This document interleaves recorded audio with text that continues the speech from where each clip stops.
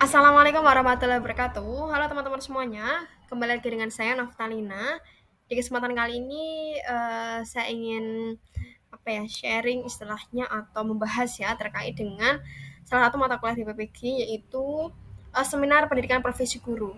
Ini seperti goals-nya ya atau tugas akhir di mata kuliah ini, seminar PPG. Jadi kita harus membuat suatu PPT, intinya di sana itu ada desain invensi atau inovasi pembelajaran dan rencana tindak lanjut dan membangun paradigma baru terhadap makna guru. Jadi kita harus mengambil salah satu mata kuliah yang memang paling bermakna bagi kita kayak gitu. Jadi di sini nanti dilihat aja kira-kira saya menggunakan em, mata kuliah yang mana yang saya jadikan sebagai presentasi kali ini ya. Nah, untuk desain invensi atau inovasi pembelajaran dan rencana tindak lanjut itu terkait dengan pengalaman yang paling bermakna atau best practice, kemudian desain invensi atau inovasi dan rencana tindak lanjut. Kemudian membangun paradigma baru terhadap makna guru. Di sini ada artefak hasil refleksi terpilih yaitu mata kuliah yang saya pilih adalah teknologi baru dalam pengajaran dan pembelajaran. Oke. Nah, langsung aja teman-teman. Jadi untuk desain invensi atau inovasi pembelajaran dan rencana tindak lanjut, di sini pengalaman yang paling bermakna ya atau best practice itu pengalaman pembelajaran yang paling bermakna selama saya menempuh PPG adalah ketika mempelajari mata kuliah teknologi baru dalam pengajaran dan pembelajaran. Hal ini dikarenakan melalui perkuliahan teknologi baru dalam pengajaran dan pembelajaran, saya dapat memahami banyak sekali ilmu pengetahuan mengenai teknologi yang dapat saya gunakan untuk memudahkan saya menjadi guru yang melek akan teknologi ya, serta menjadi guru yang inovatif di setiap kegiatan pembelajarannya. Dalam perkuliahan teknologi baru dalam pengajaran dan pembelajaran, saya mendapatkan banyak sekali pengetahuan, yaitu meliputi ada perkembangan teknologi, kemudian media, metode pengajaran, kemudian ada lingkungan belajar abad 21, kemudian ada teknologi inovatif dan perubahan pembelajaran, ada teknologi dan media dalam pengajaran, kemudian memanfaatkan perangkat digital atau kita bisa sebut sebagai digital device, kemudian perangkat web dalam pembelajaran, teknologi dan media untuk pembelajaran jarak jauh ataupun pembelajaran secara offline. Yang terakhir itu meningkatkan kualitas pembelajaran dengan new media dan multimedia. Nah, melalui pengetahuan yang saya dapatkan ini, maka di sini saya merasa bahwa menjadi seorang guru itu tidak cukup hanya menyampaikan materi, tapi juga kita harus mengikuti perkembangan zaman. Karena kita tahu bahwa anak SMA sekarang sudah sangat berkaitan dengan gadget ya, jadi tidak bisa terpisahkan kayak gitu. Jadi guru tidak boleh ketinggalan teknologi juga, harus melek iptek, oke? Okay? Nah, desain invensi atau inovasi di sini melalui perkuliahan teknologi baru dalam pengajaran dan pembelajaran, saya kemudian berinovasi untuk menciptakan pembelajaran berbasis teknologi. Hal tersebut dikarenakan kita hidup berdampingan dengan teknologi tadi ya. Apalagi anak tingkat sekolah menengah. Jadi sebenarnya bukan sekolah menengah aja, tapi dari tingkat SD pun sebenarnya sudah uh, pakai gadget ya. Nah, setiap harinya kan menggunakan teknologi ya. Melalui pengalaman saya ketika mendemonstrasikan perkuliahan teknologi baru dalam pengajaran dan pembelajaran sekolah ya, terutama ketika pas PPL kemarin, PPL kedua di SMA Kesatrian 1 Semarang, peserta didik sangat semangat dan sangat antusias ya ketika saya menggunakan pembelajaran yang berbasis teknologi. Sehingga saya berinovasi untuk menggunakan teknologi dalam kegiatan pembelajaran di sekolah saya nantinya, harapan saya gitu ya.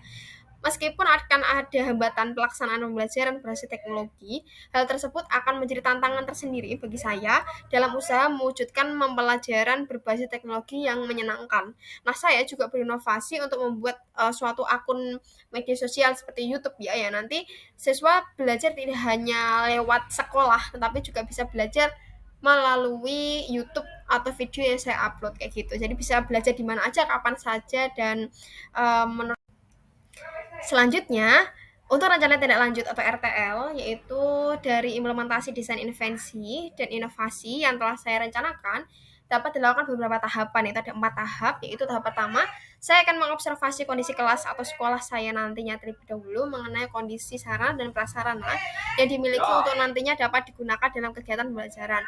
Kemudian tahap kedua, yaitu saya akan mengidentifikasi sarana dan prasarana apakah dapat menggunakan fasilitas sekolah atau harus menggunakan milik pribadi. Tahap 3 yaitu saya akan menyiapkan berbagai pembelajaran sesuai dengan fase menggunakan pembelajaran berbasis teknologi atau platform belajar baik offline maupun online. Tahap 4 yaitu harapannya setelah seluruh komponen tersedia pembelajaran berbasis teknologi seperti Lumi, Kahoot, Wordwall, Puzzle Maker, Padlet, Mentimeter, dan platform lainnya, Mas tadi dapat mendapatkan pembelajaran yang bermakna sepanjang hayat kayak gitu. Nah, selain itu saya juga memanfaatkan media sosial tadi yang saya jelaskan ya, itu terkait dengan YouTube. Jadi untuk materi pembelajaran ataupun kuis soal nanti bisa saya upload di sana. Jadi siswa tidak hanya belajar lewat sekolah ya, melalui sekolah, tapi juga bisa belajar melalui media sosialnya, yaitu melalui link YouTube yang bisa dipelajari di mana saja dan kapan saja. Nah, lanjut ya. Ini pembangunan paradigma baru terhadap makna guru terkait dengan seminar pendidikan profesi guru-guru. Nah, untuk artefak hasil refleksi terpilih karena dari awal saya menggunakan salah satu mata kuliah yaitu teknologi baru dalam pengajaran dan pembelajaran, maka untuk artefak hasil refleksinya saya pilih ada 3 jenis, yaitu ada YouTube, kemudian platform, dan ELKPD. Untuk yang pertama yaitu YouTube dulu. Jadi selama PPL 2 kemarin itu saya menggunakan beberapa video yang saya upload ke YouTube, jadi nanti siswa bisa mengaksesnya lewat link YouTube yang saya bagikan.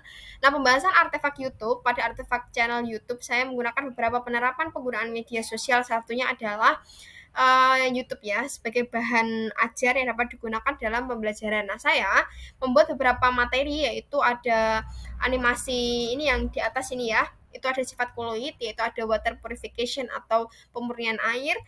Jadi mengapa air yang terkontaminasi itu ketika diberikan tawas bisa jernih? Jadi saya jelaskan animasinya di situ. Selain itu ada salad makanan ya, atau salad makaroni.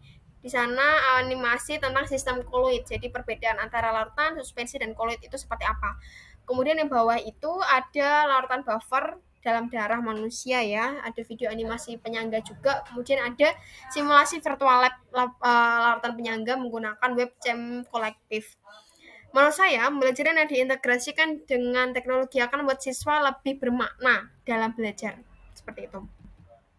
Lanjut, di sini ada platform. Jadi ada beberapa platform yang saya gunakan ketika PPL kemarin, dan saya buktikan ternyata anak-anak responnya positif dan cenderung tertarik dengan pembelajaran. Jadi antusiasnya kelihatan. Jadi pada platform ini saya belajar cara menginput soal yang dapat digunakan untuk tes diagnostik siswa terkait dengan pemahaman awal peserta didik. Saya menggunakan Kahoot untuk diujikan di awal pembelajaran. Nah, di dalamnya terdapat 10 butir soal dengan tingkat kesulitan yang berbeda-beda. Saya memilih menggunakan Kahoot dalam tes diagnostik karena dapat mendiagnosa kemampuan awal siswa dalam hal benar menjawab soal berapa persen dan yang salah berapa persen. Selain Kahoot, menggunakan Puzzle Maker juga dapat digunakan sebagai perangkat evaluasi di akhir pembelajaran, namun dilaksanakan secara berkelompok ya di sini. Nah, meskipun dalam praktek kegiatan pembelajaran itu bersifat evaluatif, namun peserta didik merasa sedang melaksanakan permainan sederhana dan seperti biasa. Jadi permainan kan pasti ada yang kalah, ada yang menang gitu. Jadi biasa. Jadi di sini dapat meningkatkan kemampuan siswa untuk berlomba-lomba mendapatkan nilai terbaik daripada teman-teman mereka. Selanjutnya ada ELKPD di sini yang saya gunakan ketika sistem koloid ya, materi sistem koloid di kelas 11 semester 2 kimia ya. Jadi saya menggunakan fasilitas teknologi berupa ada proyektor, kemudian Bitly yang dapat diakses siswa, kemudian siswa dapat mendownload LKPD secara mandiri melalui link YouTube ini, link Bitly ini maksudnya. Nah, untuk paradigma baru makna guru, jadi setelah saya mempelajari mata kuliah seminar, pendidikan profesi, kemudian setelah saya pelajari semua mata kuliah yang ada di PPG, guru bagi saya yang bermakna itu guru yang tidak hanya mengajarkan atau mentransfer ilmu pada peserta didiknya, bukan hanya itu. Namun, sebagai guru itu perlu melakukan kegiatan-kegiatan seperti ya, yang pertama adalah guru bertugas sebagai fasilitator bagi peserta didik, kemudian guru tidak hanya melakukan pembelajaran dalam kelas, guru harus menciptakan inovasi pembelajaran yang menarik, dan guru harus berkomunikasi, berinteraksi dengan siswa secara aktif, seperti itu. Sekian dulu teman-teman, jangan lupa like, comment, dan subscribe ya teman-teman. Jangan lupa klik lonceng notifikasinya agar teman-teman tidak ketinggalan terhadap video terupdate dari saya, oke? Semoga bermanfaat, semangat terus bagi para pejuang PPG ya. Sebentar lagi pasti selesai kok, tenang aja, bismillah, semoga berkah barokah ilmunya ya. Oke, saya akhiri ya, teman-teman, tunggu aja video berikutnya ya. Wassalamualaikum warahmatullahi wabarakatuh. See you.